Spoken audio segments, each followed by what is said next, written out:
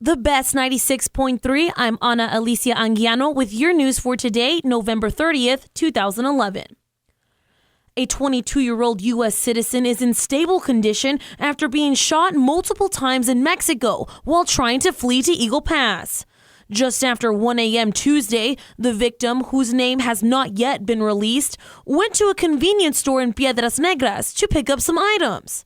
According to reports, after leaving the store, the victim was pulled over by what he thought was law enforcement. When armed men stepped out of the vehicle dressed in civilian clothes, the man sped away in his pickup truck.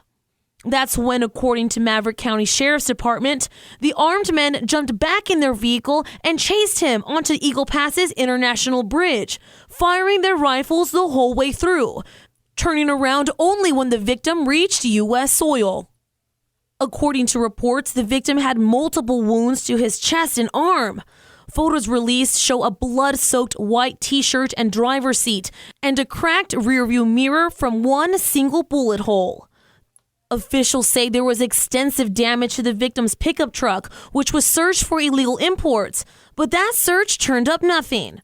The male victim was transported to Fort Duncan Medical Center in Eagle Pass and was then airlifted to a hospital in San Antonio, where he is reportedly in stable condition. This is not the first time people in Mexico are accosted by gunmen disguised as law enforcement. Many have been the victims of the same incident, but in those cases, all the gunmen wanted was their vehicles. Discipline reports for the school district are showing some definite improvement from last year. Ana Leyva, Senior Coordinator for the Department of Student and Family Services and District Hearing Office, says a number of things are contributing to the much lower numbers, like new administration for Del Rio Middle School and Del Rio Freshman campuses. As for the high school, I think they're just really trying some different things, and they have a new person in charge of discipline. Leyva says some of the main contributing factors in the low numbers are due to the continuous sweeps being made throughout the campuses and better enforcement of the rules. But the leading factor, Leyva says, they're counseling them, doing one-to-one, they're speaking to them more. Before, when a student was in violation of the rules, administrators would just place the student at an alternative center or expel them. But with the newly implemented student counseling, it's preventing those students from repeating their unfavorable behaviors. Another problem area for the school district was the high number of suspensions for students in violation of the Student Code of Conduct. Just from October 13th to October 31st of this year, 154 students were in violation of the Code of Conduct. The highest numbers were at the high school and freshman campuses. Leyva says a lot of those violations and suspensions were for students not following the dress code.